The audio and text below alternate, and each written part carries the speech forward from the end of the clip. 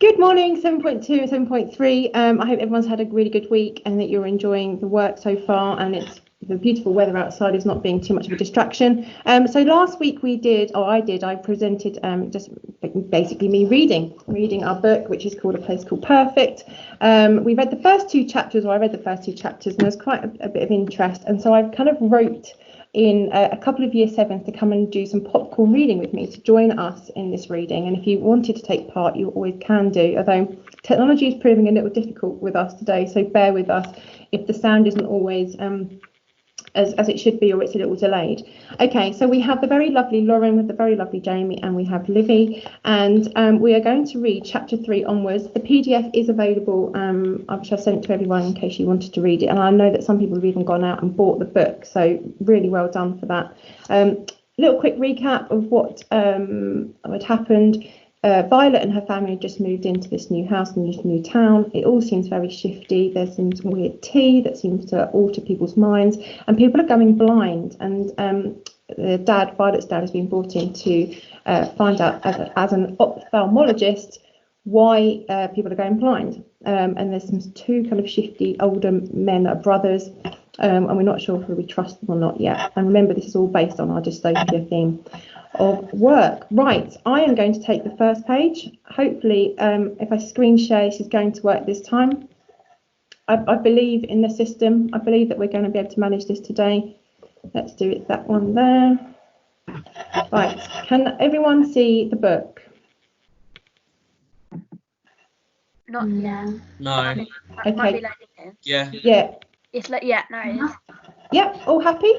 Mm-hmm. Yeah. Excellent, good, right. So, chapter 3, The Spectacle Maker's Emporium.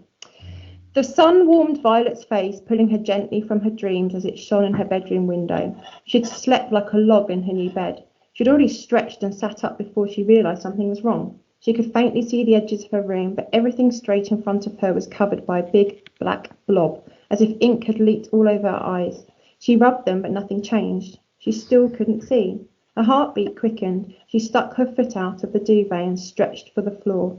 "Ouch!" she yelled, smacking a toe of something solid as she walked blindly towards the door. "Ma'am!" "Violet, what is it?" she croaked her dad's sleepy voice. "Popcorn, Livy." A sudden crash shook the house. Eugene, I didn't know how to say that. Her mother cried, "Eugene, what happened? Are you okay?" Violet gingerly felt her way out the door and down the hall to her parents' room. She stumbled inside. "Ma'am, I can't see." "Neither can I, pet," her father replied, his voice strangely cheerful. "There's nothing to panic about. We were warned." "They didn't say it would happen this soon, Eugene," her mother called. "No need to panic, girls," he repeated, his voice now a little high-pitched. "Violet, come over and get into bed with your mother, and I'll go downstairs and see if I can get hold of the archers. They'll know what to do." "But how, Eugene? You can't see either," mother sobbed. "Don't worry about me," he replied, walking into Violet as she crawled across the bedroom carpet. "Dad, watch out!" Violet shouted, breaking her vow of silence because it was an emergency. What a good idea, pet," her dad said, easing himself stiffly into his knees. "I'll be back soon with help. Trust me." Violet's father crawled across the room and out into the hall.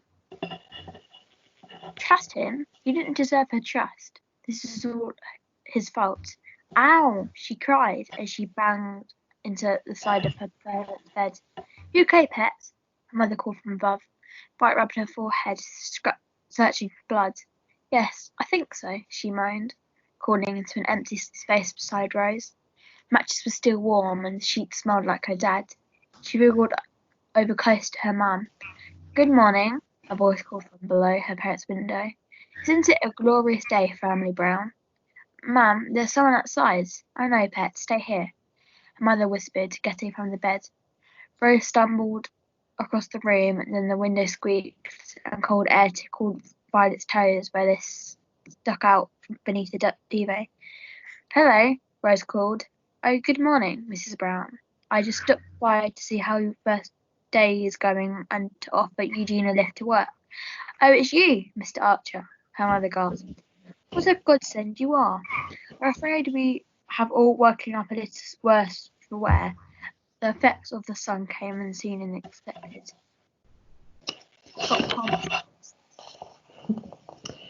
Okay. Oh no, that's a pity. Sometimes it happens that way. Not to worry, we'll have you back to normal in no time. In a few minutes, Mr. Edward Archer, it was definitely him because he was almost the same height as Violet, led Eugene, Rose and Violet carefully out of the house and onto the back of the car. Now on to our spectacle maker's Emporium, he called, as the engine whistled into life. Violet had always thought a spectacle meant she was doing something wrong, as her mam often told her to stop making a spectacle of herself. Now she discovered it meant glasses. Emporium was more difficult, but she had a feeling it was just a posh word for shop. The Archers seemed like posh words. As Mr. Edward Archer slowly led up by the arm out of the car, Violet decided she never wanted to be blind again. She liked seeing. She already missed colour and longed for blue or purple or pinky yellow or anything that wasn't black and fuzzy. Even brown would do. Mr. Archer, she said, I thought suddenly hitting her, we haven't been in the sun yet, so how could it affect our eyes? It was streaming in your window all morning, dear, Edward Archer replied. But some people are very sensitive to it, Violet, he interrupted, squeezing her upper arm so tight she thought it might sever off. She squirmed away a little just as her toe hit something solid. Ouch, she squealed, lifting her foot off the ground. Oh, silly me, I forgot to mention the steps, Edward Archer said, easing his grip. Holding Edward's elbow tight, she gingerly inched up 5 wide steps, and then suddenly the black got blacker and she stumbled. Oh, don't worry, dear, we're just coming inside, that's why the light has changed a little, he laughed. Violet smiled as politely as possible. She'd half decided already, but his laughing made it fact. She hated Edward Archer almost as much as his brother. Now I'm just going to lower you into this chair, he said, grabbing her hands and easing her backwards. She winced as the cold leather touched her bare legs. She was still wearing her short pyjamas, the furry love heart pair. She blushed, picturing the pink and red pattern. She told her mam she was getting too old for love hearts, but parents never listen. I'm just going to get your mother and father, dear, Edward Archer called, his footsteps fading into distance. Silence filled the shop. Popcorn, Lauren. Sometimes Violet liked silence, but now blindness made silence scary. She pushed her hands under her thighs and swung her legs, trying to remember a happy song. Suddenly, she heard faint footsteps enter the shop at speed, growing louder as they paced towards her. She looked blindly in the direction of the sound. I need to speak to your dad, a voice whispered in her right ear. Who's there? She'd asked. Then heavier footsteps entered the shop. I've caught you now, you mangy orphan. The chase ensued, which means to run after, so the chase started, okay? Okay. Someone raced behind Violet's chair, hitting the wood and rocking it sideways, before both sets of footsteps ran back out the door and faded off into the distance. Who's there? She cried, gripping tightly to the arms of her chair. Violet, what are you doing here? The voice she recognized. It was George Archer. Somebody was in the shop. There was a chase. Really? He replied, sounding worried. Did you see them? What did they look like? No, she said quickly. I can't see, but I heard them. One of them whispered in my ear. Ah, George Archer laughed. You've gone blind already? Losing one's sight can play havoc with one's hearing, you know. No, there was really someone here. I didn't imagine it, I swear, Violet insisted. No, there wasn't, Violet, George snapped, stopping the conversation dead. Other familiar voices entered the shop. Mum, is that you? She said, leaning out of her chair. Someone grabbed her shoulders, pulling her back. Lots of glass to be broken here, Violet dear, George Archer snarled behind her. Why, Violet, don't worry, we're here, pet, her dad soothed from somewhere on her left. She wanted to reply but couldn't. Silence hung in the air for a moment. Then Edward Archer spoke. Now, You're first, Violet, he said. It sounded like he was standing directly in front of her. I do hope these fit. If not, we can adjust them.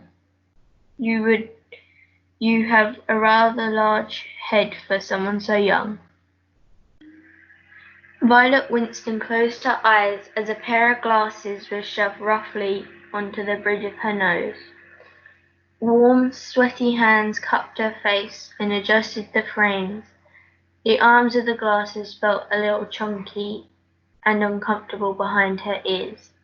Now, Edward said, tell us what you see. Violet held her breath. What if she was still blind? Well done. Fantastic reading, Lauren. Good girl. Right. Popcorn Jamie. Slowly she opened her eyes and gasped. Clona filled her vision, rich brown from the shining dark wood that paddled the walls of the shop, deep red from the thick carpet of her feet, and bright gold from the rows of spectacles that rested inside sparkling glass cabinets. It was the poshest place. Yeah, poshest. Yeah. Poshest place she'd ever seen. Is something wrong? Edward asked. No, Violet stammered. Is that how you say it? Yeah, stammered. Yeah, good boy. Yeah. Where was that? Looking around. Looking around. It's just I've never been anywhere quite like this before. It's amazing. A look of pride passed between the brothers.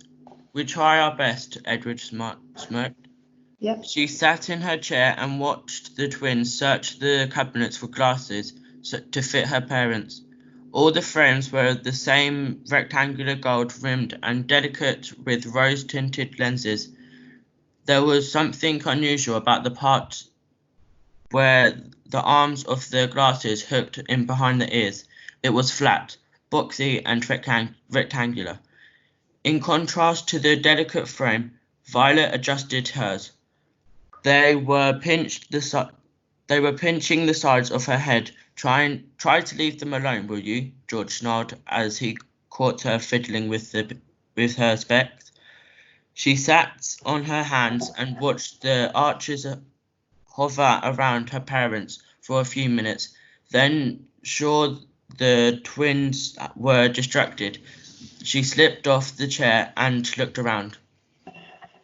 Everything in the shop was shiny. She could see herself in the gold handles of the glass cabinet doors that filled the wall in front of her, from the floor to the ceiling. Edward Archer, trying to reach a pair of glasses in the top cabinet, was perched on top of a huge wooden ladder with his back to her. There was a panelled wall to her left, and Violet noticed a thin shred of light leaking through a gap in the dark wood. She walked to the wall and gently pushed on the polished panel. It opened inwards to a secret room. She stepped inside and found herself in a library, its dark wooden shelves lined with books. The books were old and some were so worn it was impossible to read their spines. They were the type her dad loved, the sport that he said told a story, not just on the pages, but about the people who owned them before. Her mum said that meant they were second-hand and smelly. Violet pulled some books out, first An Optical Illusion, then Blind Man's Bluff, and finally Seeing Things. All the books were the same. They were all about eyes. She was reaching for another when she heard a voice behind her. Don't even think about it. She turned on the spot and froze. George Archer stood in front of her. Perfect kids must act perfectly, he barked. There you are, George, Edward Archer said, peeping. Well done. Do you want to carry on that last sentence? His head round the panel door. Well done. Good. Fantastic reading, Jamie. Thank you. I see you found Violet. We were worried, dear. Violet raced past Edward back into the shop in the safety of her mother's side. She studied the arches from behind Rose's chair as the brothers carried on fitting her parents' glasses. Oddly, Edward didn't seem as small as before. His head wasn't as large either, and his eyes were hardly bulging. George, too, had changed. He didn't look very overly long. His eyes fitted his face, and his arms and legs weren't so spindly. He even stood tall without bending his head. They were small changes, but added together they meant the Archers didn't look quite so ugly. You could even say they looked nice. It didn't mean she was starting to like them, though. Her parents both wore gold-rimmed glasses now, too. Rose looked lovely, but she'd always been beautiful. Everyone said so, and Violet hoped someday they'd say the same about her. Her dad looked handsome, too. He even seemed to have more hair. They were the perfect couple. Why hadn't she noticed it before? Violet, her mum said as they left the shop, those glasses really suit you, pet. You're beautiful. Perfect was sending them all a little mushy, but Violet still wasn't falling for it. She didn't like the town for making her blind, and she definitely didn't like the Archers, especially George, who seemed pretty angry most of the time. Standing on the steps outside the Archers' Emporium, she lifted up her specs and looked around. Everything was a fuzzy, dark mess. She dropped her glasses back over her eyes, and her sight returned. She tried it a few more times and shivered. Without their glasses, the three of them would see nothing at all. The same had to be true for everyone else who lived in the town. As far as Violet was concerned, this wasn't her idea of perfect. Wow. Really fantastic reading, guys, for that. That was really well done. What I find that really interesting about this book is that not only are they completely made blind for something apparently to do with the sun, but I don't think it's to do with the sun, and I might have inside information. But then as soon as they put the glasses on, not only can they see, but everything starts to look better. And have you ever heard of like the idiom of like the saying rose tinted glasses? You put rose tinted glasses on, everything looks great. And actually, that is literally what's happening here. So even the Archer brothers are looking better. She's noticing her parents being really attractive and really lovely couple, and everything's just looking better, which is very mysterious and very strange. Do you find it quite an easy book to read? Is it? I mean, you did really fantastic reading. There's one or two slightly longer words, but it's like, would you recommend it in terms of your age, in terms of being able to read it? Yeah. Yeah. Okay. Well, thank you very much, Year 7s, for taking part in this chapter. I'm going to have to do some editing of it, but hopefully other Year 7s will be inspired by you. So thank you so much. You should be very proud of what you've achieved today. And your reading is still just as great as it was in class. So thank you very much. Okay. Thank you very much, Year 7s. Bye. Bye. Bye.